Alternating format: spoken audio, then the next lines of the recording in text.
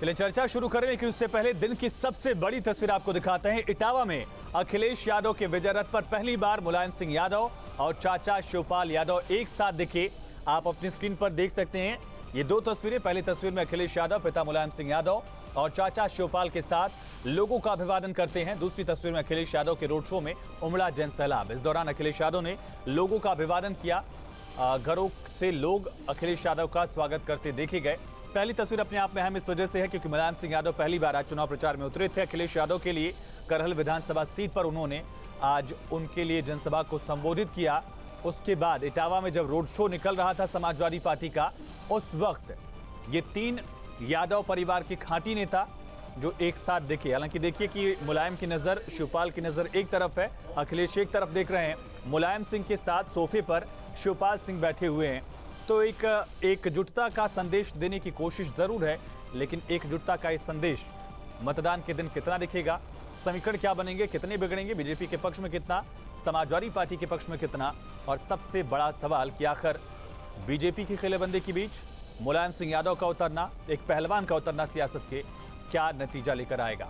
इसी पर चर्चा के लिए हमारे साथ कुछ खास मेहमान जुड़ गए। उनका तारुफ आपसे करा दें। उमाकांत लखेड़ा सर, वरिष्ठ पत्रकार, सचिन रावत जी, प्रवक्ता कांग्रेस के, सत्येंद्र यादव जी, नेता समाजवादी पार्टी के, और डॉक्टर कौशल कांत मिश्रा जी, बीजेपी के प्रवक्ता हमारे साथ जुड़ चुके हैं। आप सभी खास मेहमानों का बहुत स्वागत है। सत्येंद्र यादव जी, पहला सवाल आज आपसे ही। मुलायम सिंह यादव ने जिस जमीन को बनाया, जिस जमीन को मजबूत किया, उसको एक किला बनाया। 2017 में आपको अप्रत्याशित हार वहां मिली थी। क्या अखिलेश यादव को 2022 का ये चुनाव जीतने के लिए मुलायम सिंह के सहारे की जरूरत पड़ रही है, या फिर ऐसी सिचुएशन आ गई है? अच्छा, आप मुझे सबसे पहले तो ये बताएं कि नेताजी जो हैं, नेताजी जन्मदाता हैं इस पार्टी के भी और हमारे राष्ट्रीय अध्यक्ष जी के भी।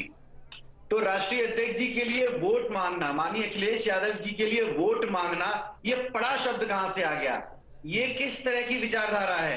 ये किस तरह की, मुझे नहीं पता ये कौन सा एंगल है, ये कौन सा डिस्क्रिप्शन है लोगों का, चाहे मीडिया मैनेजमेंट का या अदर पीपल का। अच्छा। अरे भाई, पढ़ा क्या है? ये तो गौरव की बात है। माननीय मुलायम सिंह यादव अगर अखिलेश यादव जी का प्रचार नहीं करेंगे तो क्या एसपीएस बघेल का प्रचार करेंगे? सत्येंद्र जी, तो ये प्रचार पहले हो सकता था। मैं क्या कह रहा हूं सत्येंद्र जी, ये मीडिया मैनेजमेंट वाला आरोप रट के मत आया करिए। मेरे सवाल का जवाब दीजिए। मैंने क्या पूछा?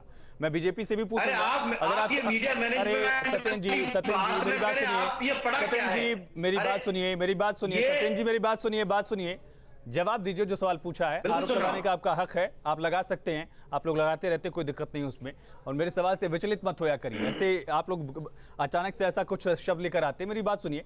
मुलायम सिंह यादव ने अब तक प्रचार नहीं किया। मैं सुन रहा हूं। सत्येंद्र जी, मुलायम सिंह यादव ने अब तक प्रचार नहीं किया था। जिस समाजवादी पार्टी के किले में, मुलायम सिंह यादव के बनाए हुए किले में अखिलेश यादव ने 2017 में आपको जो शिकस्त दिखाई थी, उसके बाद अब मुलायम सिंह यादव उसी इलाके में अगर प्रचार करते हैं तो क्या ये सवाल नहीं है? दूसरी तरफ बीजेपी ने जो आरोप लगाया उस पर सवाल है। बीजेपी ने कहा कि मुलायम सिंह यादव जी का स्वास्थ्य ठीक नहीं है। सुनिए ना, आप अपना एंगल बताइए। मैं सवाल पूछ रहा हूं, मेरे कान सवाल पूछने का, आपका जवाब जो है एंगल बताने का एंगल बताइए आप। बीजेपी ने कहा, एसपी सिंह बघेल ने कहा, वहां के प्रत्याशी जो हैं, कि मुलायम सिंह यादव जी का स्वास्थ्य ठीक नहीं है, पिछले 3 साल से बाहर नहीं निकले, उनको प्रचार में उतार दिया इन लोगों ने। मुझे दुख होता है। बताइए अब। माननीय नेताजी का स्वास्थ्य सही नहीं है, ये बिल्कुल सही बात है। और उसके बावजूद भी वो पार्टी के भी हम सबके श्रद्धेय हैं, उन्हीं की पार्टी है, उन्हीं की देन है। और माननीय अखिलेश यादव जी के भी पिता हैं। कोई पिता चाहे कितना भी बीमार हो, और कोई भी पार्टी का जो जन्मदाता होता है, संस्थापक होता है, कितना भी किसी भी स्थिति में हो, आप बताइए, भारतीय जनता पार्टी ने अटल बिहारी वाजपेयी जी के न रहने पर भी पूरा उनको बिल्कुल अंतिम पायदान पर भी अटल बिहारी वाजपेयी के साथ, आप देखिए कल्याण सिंह जी से बिस्तर पर गए, फिर भी उसके बावजूद सत्येंद्र जी, आपकी आवाज नहीं आ रही है। हाँ, आपकी आवाज रुक रही। सत्येंद्र जी, इसको सुधारिए। अगर आपकी तरफ से है तो सुधारिए। तो क्या भाजपा का प्रचार करेंगे? हाँ। और ये गौरव की बात है। हाँ। अगर स्वास्थ्य ठीक नहीं है तो उसके बावजूद भी अगर वो अपने लोगों से मिलने आते हैं और अखिलेश यादव जी को, चलिए ठीक है। दूसरा जो मेरा सवाल, जो मेरा दूसरा सवाल था कि आखिर अखिलेश के ही सीट से इसकी शुरुआत हुई है या आगे भी हम ये सिलसिला देखेंगे? देखिए, नेताजी ने करहल उनकी विधानसभा है, करहल उनका घर है, करहल उनके बेटे का, करहल उनकी पार्टी के राष्ट्रीय अध्यक्ष का। डॉक्टर कौशल कांत मिश्रा जी, डॉक्टर कौशल जी, बीजेपी को दिक्कत क्यों है? बीजेपी इतनी चिंतित क्यों हो गई मुलायम सिंह यादव के लिए? ये सवाल समाजवादी पार्टी का है। साथ ही दूसरा सवाल ये भी है कि आपने एसपी सिंह बघेल को उतार तो दिया, लेकिन क्या एसपी सिंह बघेल टक्कर दे पाएंगे वो उस अभेद किले में समाजवादी पार्टी के? इसका जवाब याद रखिए, जब करहल से अखिलेश यादव जी ने टिकट लिया था तो उन्होंने ये कहा था कि मुझे तो करहल जाने की जरूरत ही नहीं पड़ेगी और पूरे प्रदेश में घूम घूम के प्रचार करूंगा और करहल की जनता मुझे अपने आप जिता देगी। उसके बाद वो खुद मैदान में उतरे। उसके बाद उनके पिताजी माननीय मुलायम सिंह यादव जी भी निकले और मुलायम सिंह जी ने जिस तरह से जनता से अपील की, उन्होंने क्या कहा, उनका मेरा मान रखना। इसका मतलब कहीं न कहीं समाजवादी पार्टी को इस बात का डर है कि वो उनके किले में कहीं हार न जाएं। और अगर ऐसा नहीं होता तो जिस तरीके से देखिए बघेल जी के ऊपर हमला हुआ, सैकड़ों लोगों ने उनकी कार को घेर करके उसके ऊपर पत्थरबाजी लाठी डंडे चलाए, तो ये जो चीजें दिखा रही है इससे यही लगता है कि उन्हें डर है, उन्हें हार का डर है और ये डर अच्छा है। लेकिन इस डर में जिस तरीके की ये काम कर रहे हैं, हमला करना, और आप देखिए इनके आज स्टेज पे जब मुलायम सिंह जी भी थे, अखिलेश जी भी थे, उसके बाद इनके जो सपा के कार्यकर्ता उन्होंने फिर हुड़दंगई की, फिर गुंडागर्दी की।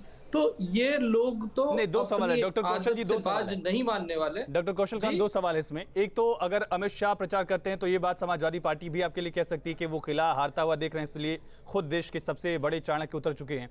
दूसरा, अगर बघेल साहब पर हमला हुआ है तो समाजवादी पार्टी इस पर, अखिलेश यादव कहते हैं साजिश है और साथ ही कानून व्यवस्था पर सवाल उठा देते हैं। बोलिए। हाँ, देखिए माननीय अमित शाह जी वो हर चुनाव, हर इलेक्शन में हमेशा उतरते रहे हैं। कभी ऐसा नहीं हुआ कि कोई इलेक्शन ऐसा हो गया हिंदुस्तान जिसमें वो ना गए हो, कोई ऐसा प्रदेश नहीं है। लेकिन मुलायम सिंह जी 3 साल 4 साल से बिल्कुल गायब थे और जिस सिचुएशन में थे आप देखिए वो बोल भी ठीक से नहीं पा रहे थे। मुझे उसमें कोई कंसर्न नहीं, उन्हें बोलना चाहिए, लेकिन मैं ये कह रहा हूँ वो उनकी पार्टी उन्हीं के लिए बोलना चाहिए, बिल्कुल सही।